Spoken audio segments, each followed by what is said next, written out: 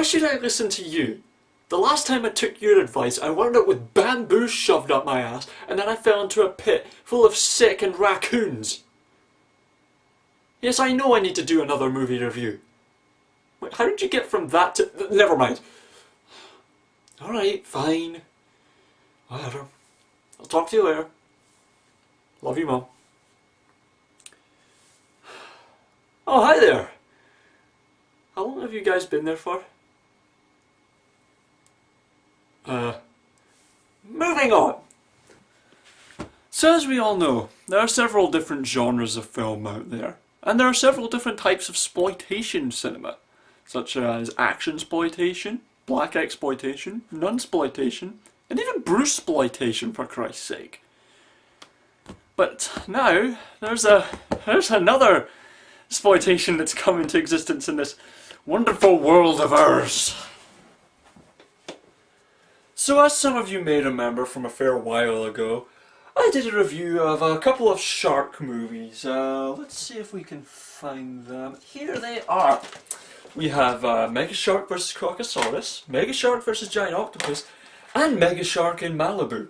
So, naturally, as you can see, I quite like shark movies. And I do like good ones, like Jaws, and Jaws. That's about it, really. But it would seem that now we have this new-found genre of movies, known only as sharksploitation. I'm not making this up. If you've seen online, there are fuckloads of shark movies out there. Jaws, of course, is one, and then of course there's Jaws 2, 3, 4, and of course Jaws 5. Yeah, there's one you haven't fucking mentioned. And what else we got? Fucking Shark Attack 1, 2, and 3, Megalodon, all these fucking bullshit shark movies. But I have one here today, which might just beat them all. And it even says it in its title. Super Shark.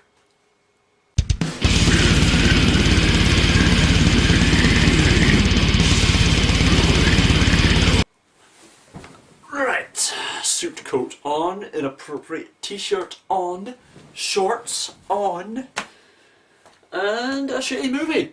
Okay, I'm good to go. So, Super Shark. It indeed is super shit. I don't know what else to really say beyond that, but I think I mean, like, throughout the film, I was taking a few like little points here and there, but really a lot of the points that I made were I was just repeating myself.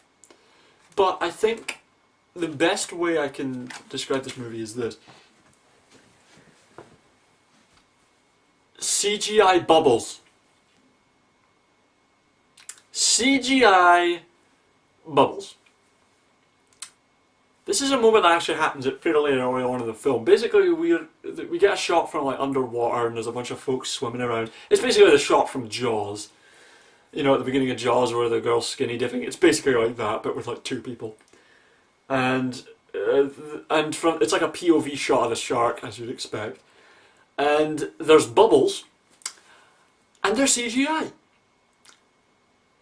They couldn't make some real bubbles? Like, really? Like, they couldn't just... Okay, anyways. What the fuck? CGI bubbles. I just can't get over that. But I think the first thing that I really should actually discuss about this film is the shark itself.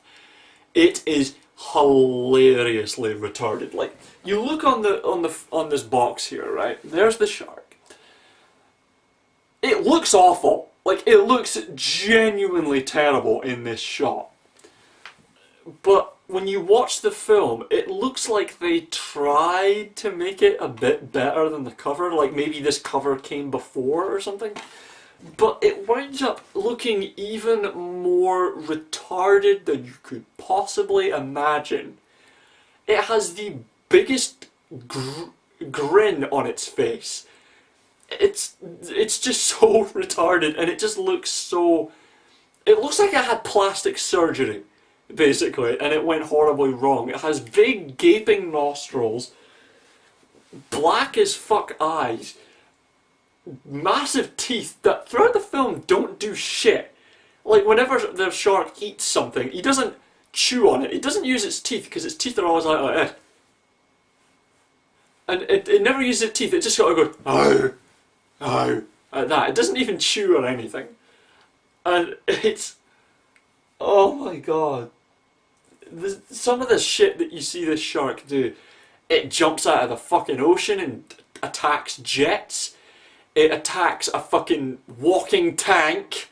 Yes, a walking tank. That's the climax of the movie, people. It goes up against a mecha tank. A mecha tank. That's just brilliant. And, oh Jesus, what else does this shark do? It fucking walks on land. It crawls into a cave. People attack it with fucking parasols and shit.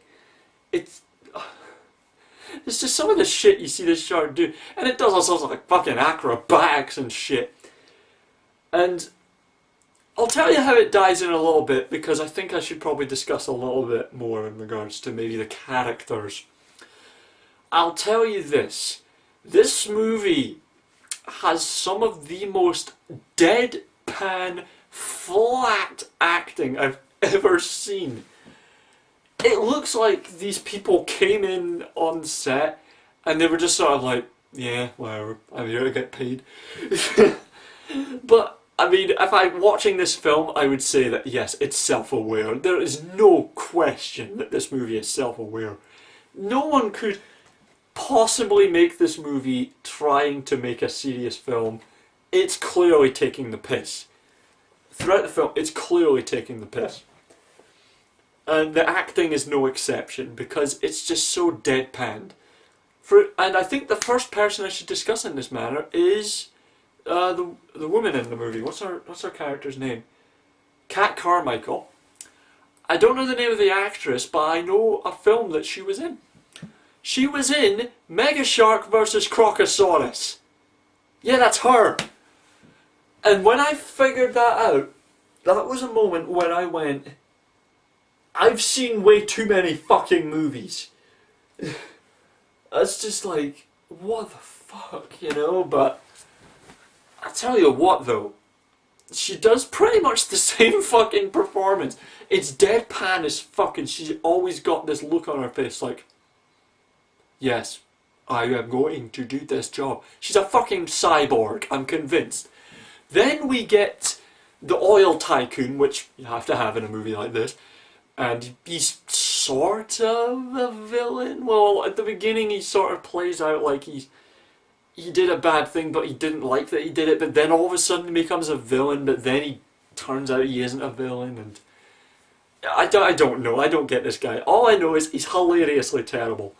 He acts like a villain, basically. He's just like, yes, you see, I'm an oil tycoon, and well, I would say that all your speculations are completely unnecessary, and we have nothing to worry about. There definitely was not a super shark out there. That's the best I can do it. It's close to like a fucking news anchor style of acting. It's really weird. I don't know, just watch the movie, you'll see what I mean. Without a doubt, both my least favourite and my favourite character in the whole movie is a man known simply as Dynamite Stevens.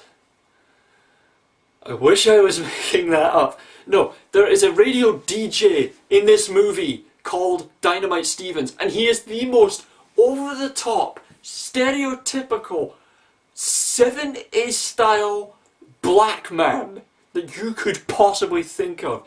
It's like if a white guy was taking the piss out of a black guy in a 70s black exploitation movie and then playing him like a DJ and dressing him up like a pimp. I wish I was joking, but I'm not. This movie clearly thought of as many ways to make it clear that they are taking the piss.